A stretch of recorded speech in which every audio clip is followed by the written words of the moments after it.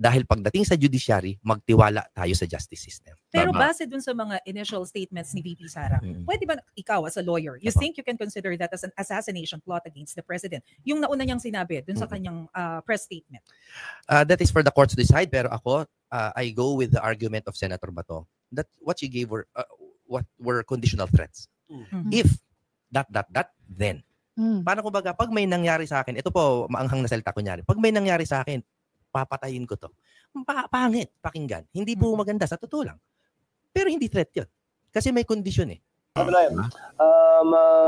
Pwede magpatuloy yun ng sabay, pwedeng mauna, pwedeng sumunod. Walang epekto sa isasagawang impeachment proceedings ng Senado ang reklamong isinampa laban kay Vice President Sara Duterte ng National Bureau of Investigation sa Department of Justice. Ito ang nilinaw ni Senate President Francis Chis Escudero habang nasa jurisdiction na ng mataas na kapulungan ng Kongreso ang impeachment case sa ikalawang Pangulo. Pagpapatalsik sa nakaupong so yung inciting to sedition, ground for ano? High crimes kasi daw. Oo. Tanong natin sa mga abogado. Kaya lang, Jen, ang pinag-usapan naman doon, di ba? Ay yung banta lang yung grave threats Kaya apakahirap i-gawing ano yun. Di ba? Para gawing mong rebellion. Personal Tignan natin. Personal yun Malamang maging taksa ng usapin yan. Yes. Magandang araw muli sa ating mga kasama. Nandito na naman si Kuya Goods nagbabalik. At syempre, kung hindi ka pa nakasubscribe sa ating channel, pa-subscribe na lang po at hit mo na rin yung bell para lagi kang updated sa ating mga video. Minarkahan na si Super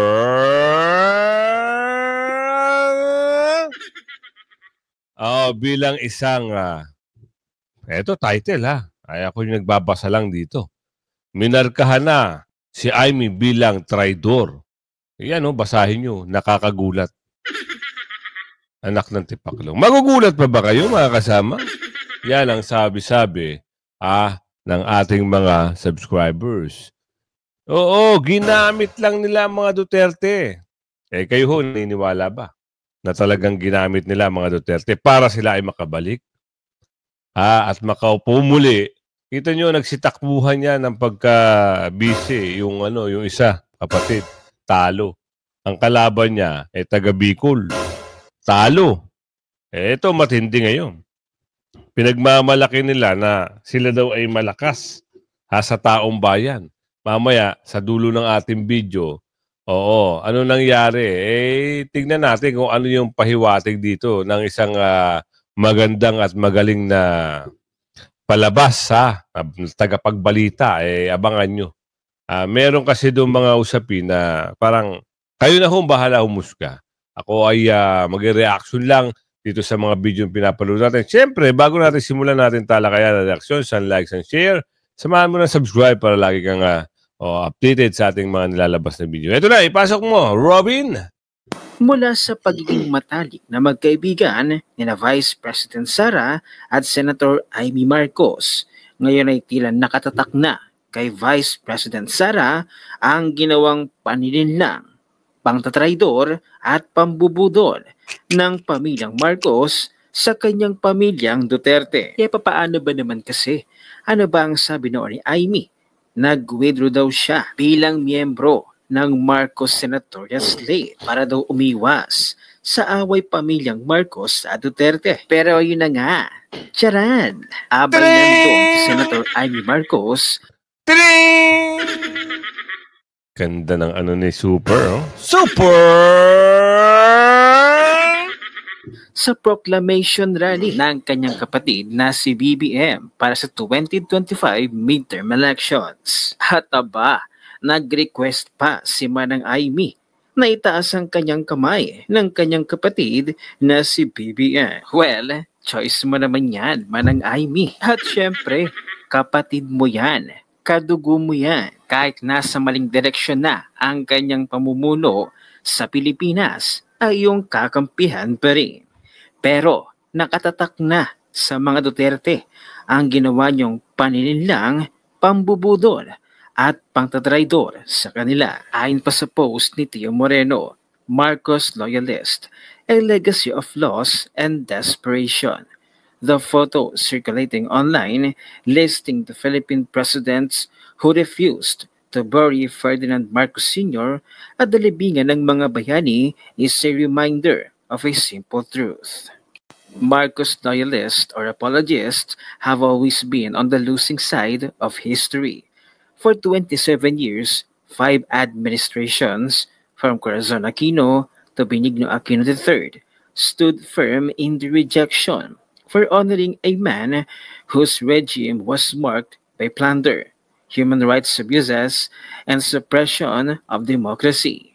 It was only during Rodrigo Duterte's presidency that Marcos Sr. was finally buried in. Totoo naman ang nababanggit dito. 1, 2, 3, 4, 5, 5 presidente ang hindi, walang nakapagpalibing. Marami kasi bumabatikos. Maraming nagsasabi na hindi dapat, hindi karapat-dapat. Pero isang tao na nanindigan, humarap dun sa mga bumabatikos at pinaglaban. Ganon, kagaling ang mga Duterte. Tapos, eto, sa isang iglap. Noong nakaupo, akala mo kung sino-sino na sila. Sabi ni Aling Margarita, akala nyo kayo ang nagluklok sa sarili nyo. Hindi ho pangalan nyo ang nagbigay ng boto sa inyo. Nadawit lang kayo, nasama lang kayo sa pangalan Duterte. Yan ang katunayan. Diba? Kaya, meron ano to, never again? Aba. Ano nakasulat dito? Naku, eto ho yung mga lumalabas. Pagdating ngayon sa Mayo, tingnan natin. Huwag lang magkakaroon ng matik-matik kasi ho, meron ho kong nabalitaan. Nagbigay ng impormasyon, magaling daw ho yung Bakulaw, yung Lulong. Oo, meron na ho daw nakausap. Hindi ko alam kung sure yun pero maganda doon, maging aware tayo. Bantayan ang boto, bantayan ang kandidato. Kasi dito pa nga lang sa mga Bakulaw, yung mga alagad nilang Bakulaw, nababayaran. Ito pa kayang matik-matik na to. Wag nyo lang gagawin yan dahil matindi ho pag nagreklamo ang taong bayan. Ibang klase pag ang taong bayan ho ay naningil, ang sabi na Aling Lourdes. Huwag nyong gagawing laruan ang matik-matik na yan, ang botohan. Huwag nyong gagawing laruan. Galing talaga ni Aling Lourdes. Tuloy! 2016, not because of groundswell of public support, but because of political maneuvering and the resurgence of historical revisionism. Let's be clear. Marcos loyalists have never won the battle of numbers. The fact that it took nearly 3 decades to give Marcos a hero's burial speaks volumes about how marginalized his supporters were for years. Even in 2016, when Bongbong Marcos ran for vice president, he lost to Attorney Leni Robredo by a significant margin. This defeat was a clear indication that the majority of Filipinos did not buy into the Marcos family's attempts to rewrite history. BBM's loss in 2016 was a rejection of the Marcos legacy, a legacy of corruption, cronyism, and brutality. Yet, here we are. The Marcoses are back in power, not just because of their own merit, but because of political alliances and the machinery of the Duterte family. Diba? Sinabi ko sa inyo. Nadamay lang yung pangalan ng mga nakaupo ngayon dahil sa pangalan, ang pangalan ng mga Duterte. Diba? Kinampanya pa sila ni Tatay Digong. Diba? Ano nangyari? Ito yung sinukli. Diba? Sa kagustuhan na mabura ang pangalan Duterte at hindi na makaupo ulit, gumagawa na sila ng hakbang kung ano-anong kasong binibigay kay BP Sara. Hindi naman uugong. Dahil dito, sasagutin niya ni Attorney GB Bundok maya-maya. Pero ito ibibigay ko sa inyo. Nakakatawa itong mama na ito. Dahil sa, kanyang mga bibitawang salita, ako hindi naniniwala sa mga binibitawan nitong manong na to.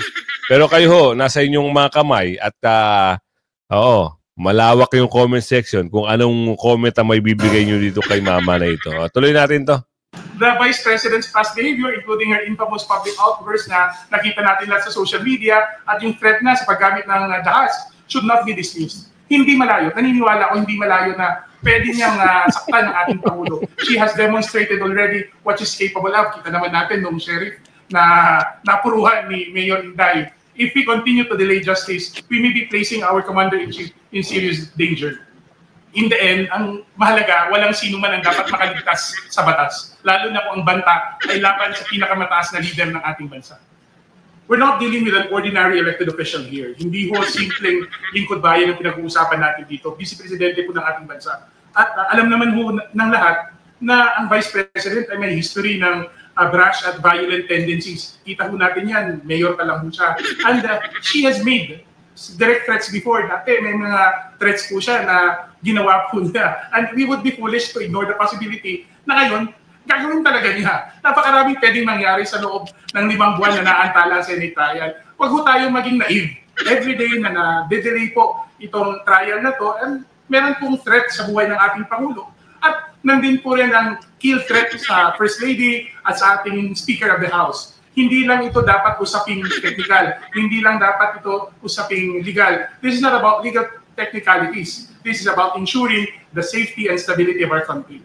Mali ka ng sinabi, kuya. Hindi daw usaping legal. Ano ba yun? Parang ang labo nun, Uy, nagkamali ako. Hindi raw usaping legal. Ulitin natin, Ano raw? Anong usapin? Ibig sabihin, kung halimbawa pala na ganun-ganun ninyo lang, hindi nyo idadaan sa legal yung ibig sabihin, babrasuhin nyo, kuya. Ayan lang ang comment ng ating mga kababayan. Oo, ulitin ko lang sinabi. As ating Speaker of the House, hindi lang ito dapat usaping technical. Hindi lang dapat ito usaping legal. This is not about legal technicalities. This is about ensuring the safety and stability of our country. Wala na yung usaping legal dito, mga kasama. Ibang klase na ho ito. Hindi na legality. Kung may kaso kayo, ikaso nyo na lang. Sasagutin niya ng BP. Pero, doon sa narinig natin, ay kayo na ho bahalang humusga. Sasagutin naman ni Atty. Jimmy Bondoc yan. Jimmy Bondoc, ito number 10 sa balota. Huwag niyong kakalimutan, PDP line, at sama niyo si Atty. Vic Rodriguez. Yun lang. PDP line, tsaka si Atty. Vic Rodriguez. Yung mga nababanggit ko noon, tapon na muna natin yun. Isang tabi na muna natin yun. Dito na muna tayo mag-focus doon sa na-endorso ni Tatay Digong para hindi na mahaluan na. Ito yung sagot ni Atty. Jimmy Bondoc patungkol dito sa impeachment. Minamadali kasi at doon sa kaso, babanggitin na rin niya kung ano yung mga bagay-bagay na napaloob doon. Ito na. VP Sara is a lawyer. At ang very clear sa akin na pinahihiwatig niya dito ay as expected. Bakit? Kasi lahat po yan ay nasa executive side pa. Hindi pa tumatawid sa judiciary. Nandito pa lang tayo sa preliminary investigation, naghahanap ng probable cause para iakyat sa prosecutor dahil hindi pa tumatawid. So as expected, ang parang hindi ako ang sinasabi niya, kumbaga as expected, hawak yan ng executive, di syempre masusunod ang kanilang gusto. But ako naman tuduktungan ko. No? As expected, na kontrolado ng executive, but wag sumuko. Dahil pagdating sa judiciary, magtiwala tayo sa justice system. Pero base dun sa mga initial statements ni VP Sara, pwede ba ikaw as a lawyer, you think you can consider that as an assassination plot against the president? Yung nauna niyang sinabi dun sa kanyang press statement. That is for the court to decide. Pero ako, I go with the argument of Senator Bato that what she gave were conditional threats. If then. Paano kumbaga, pag may nangyari sa akin, ito po, maanghang na salita ko nyari, pag may nangyari sa akin, papatayin ko to. Pangit, pakinggan. Hindi po maganda, sa totoo lang. Pero hindi threat yun. Kasi may condition Kung patayin mo ko, papatayin kita. Parang ganoon. Oo. Ano po ang difference ng conditional threat na sinasabi po ninyo and grave threat? Siyempre, ang grave threat is talagang papatayin kita. Tapos. No? Ngayon na yun, ibig sabihin gagawin ko na. Yung conditional threat, kapag nangyari ito, gagawin ko. Ibig sabihin, wala pa akong planong gawin. No? So that's the argument that a lawyer might make, no? Again, wag niyo sana akong iipit diyan. Marami akong sarili kong problema.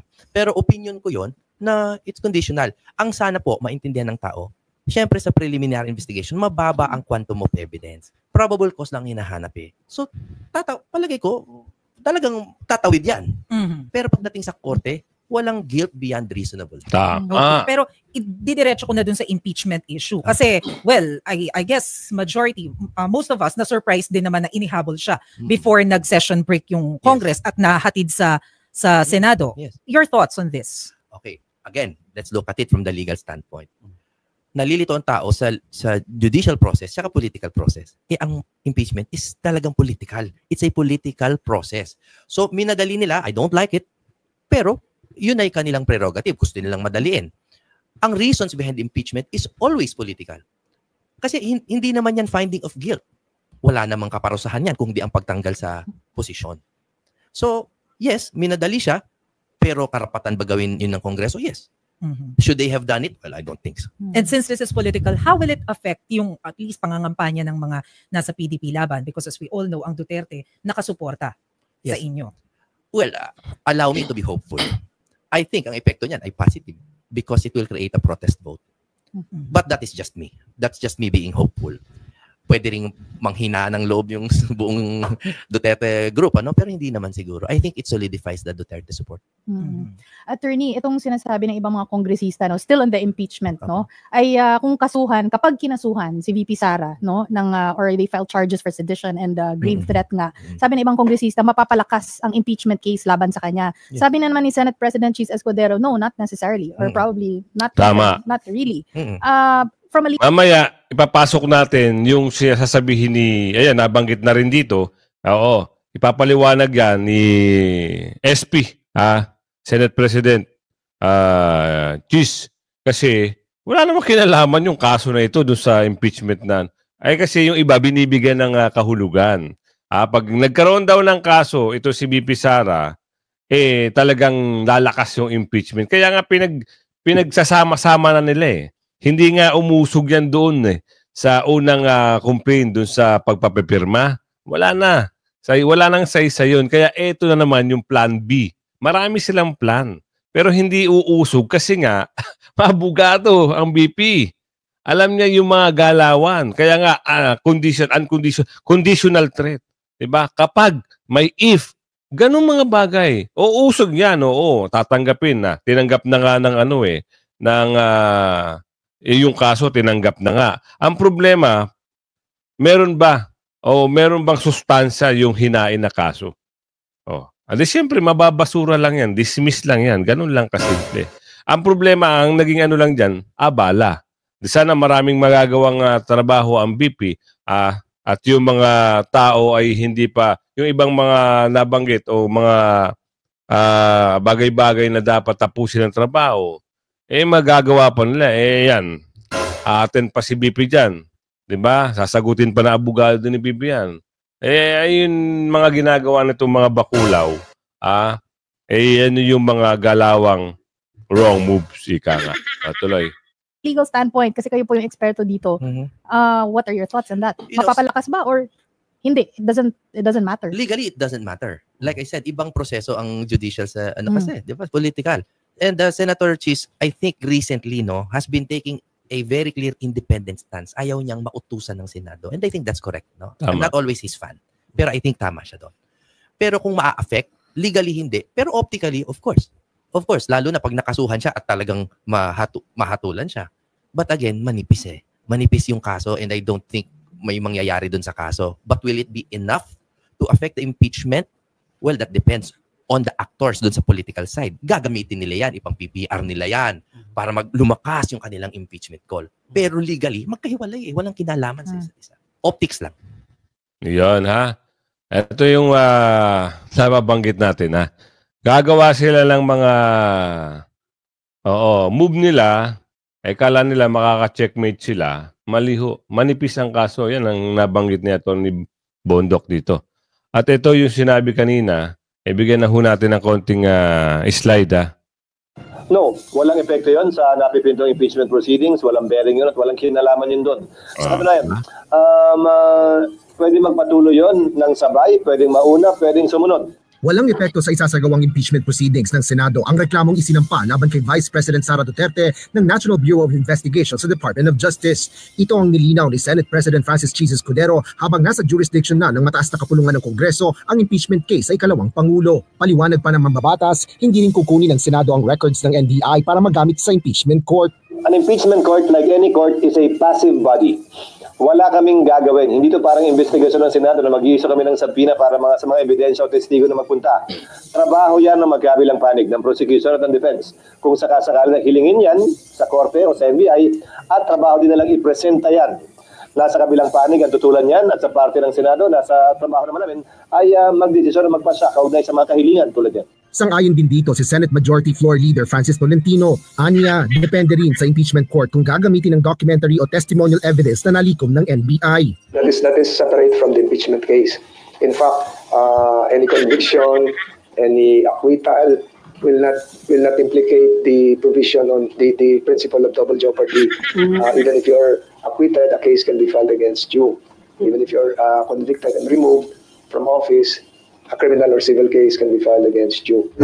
Samantala, naglabas naman ng pahayag si retired Supreme Court Associate Justice Adolfo Azcuna, dating miyembro ng Constitutional Commission kaugnay ng proseso ng impeachment. Aniya, kailangang umaksyon ang Senado sa loob ng 19th Congress at maisailalim sa tribunal ang jurisdiksyon ng kaso. Kung hindi ay maghihintay pa ng isang taon bago muling makapaghain ng panibagong impeachment complaint. They have to accept the articles as an impeachment tribunal. So they have to convene and accept the articles as duly filed with the tribunal before the tribunal can have its jurisdiction attached.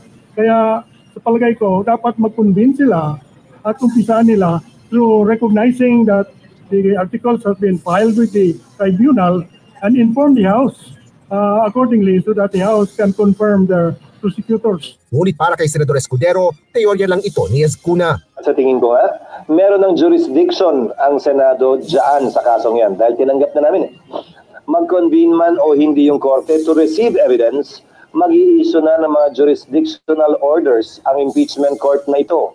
Kaugnay ng pagpapasagot, na pag-usapan na natin yan, pagpapasagot sa nasasakdal at paghingi ng tugon doon ng prosecution naman.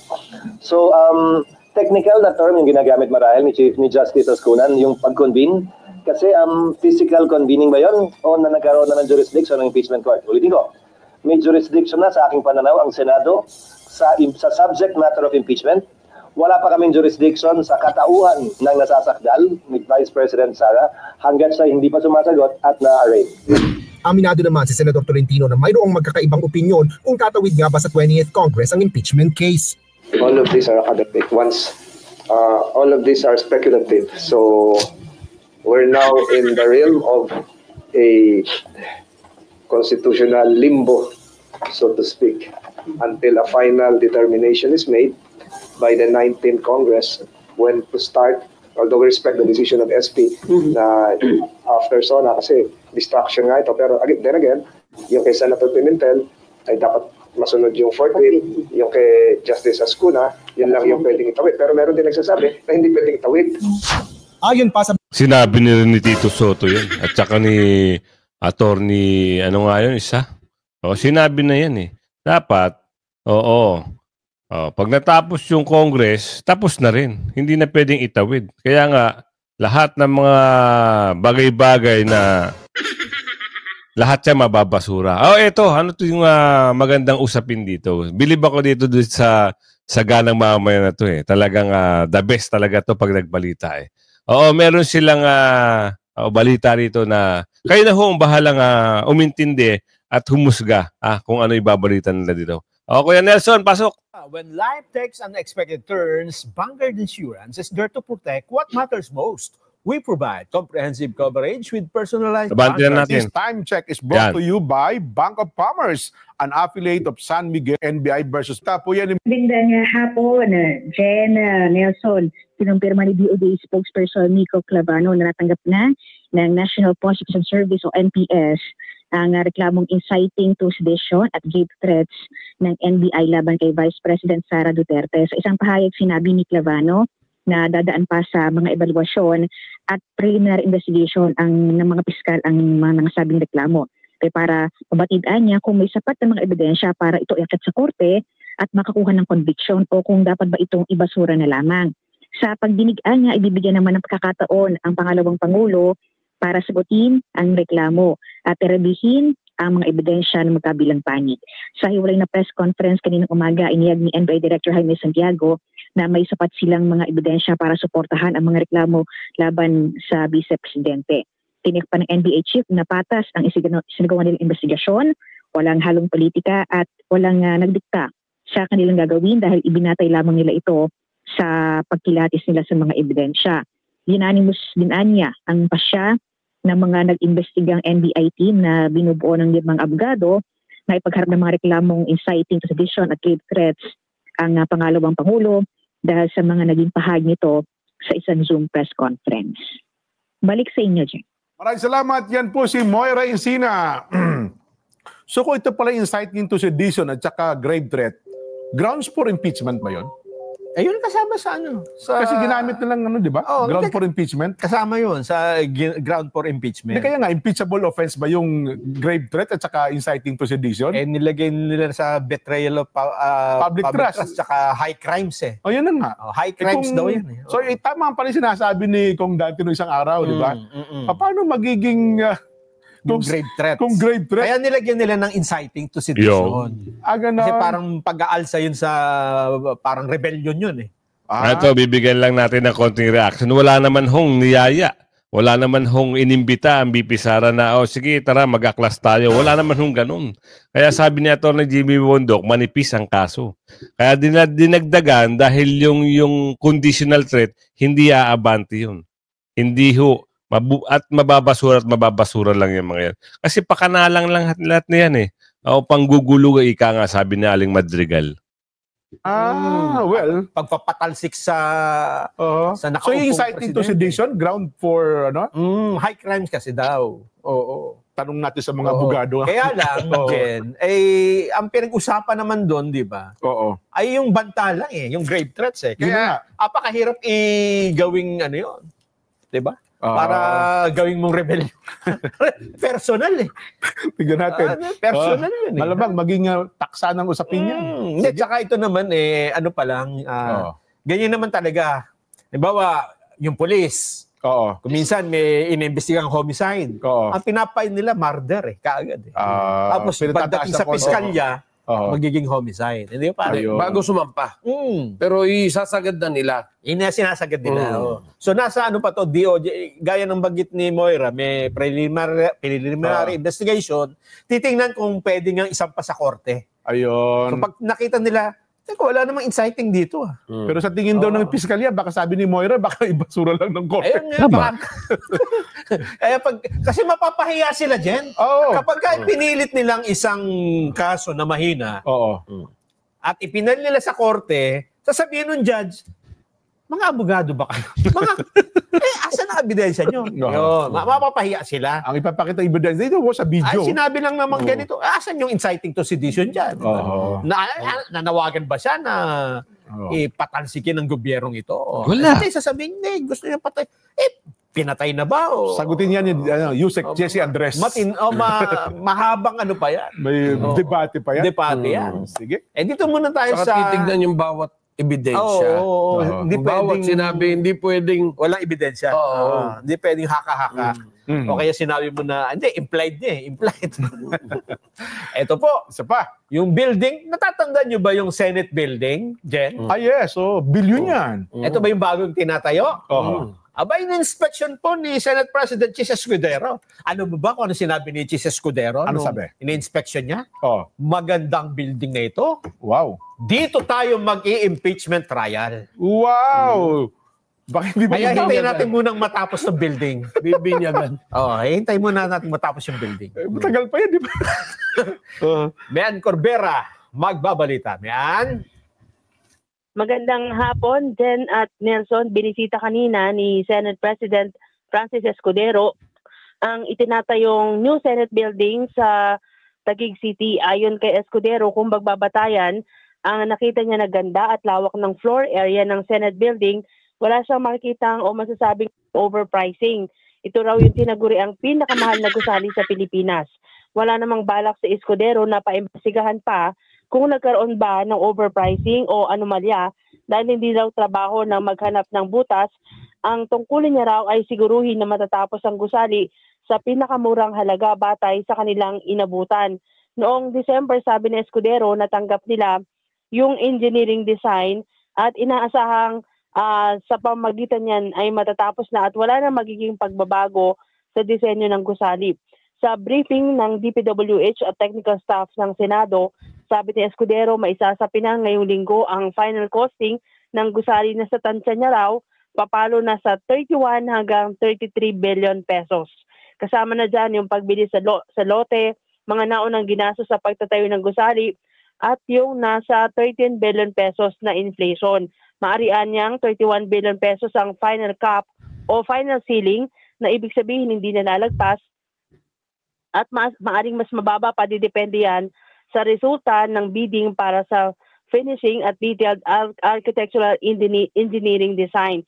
Sa gusali, bukod sa opisina ng mga senador at mga staff ng mga senador, may ilalagay na detention room para sa mga makokontempt ng Senado at may ilalaan ding kwarto para sa mga miyembro ng Commission on Appointments. Balik sa inyo. Maraming salamat. Yan po si Yun lang ha. Naipasok na lang natin itong bagong, alam niyo ho ba kung saan yan? Yung Senate building. Yan ho ay sa Taguig. Nakalocate yan malapit ho sa may Pasong Tamo Extension at malapit sa Gate 3, Port Bonifacio. Ay, baka hindi niyo ho alam baka, oo, kasi yan ho ay, ewan ko kung gobyerno na ho ang may-ari niyan kasi yung Senate building dito sa may Pasay, mahal daw po ata yung upa. Oo, maabot na, kumukulang na. Tama nga naman, magpagawa na lang sariling atin.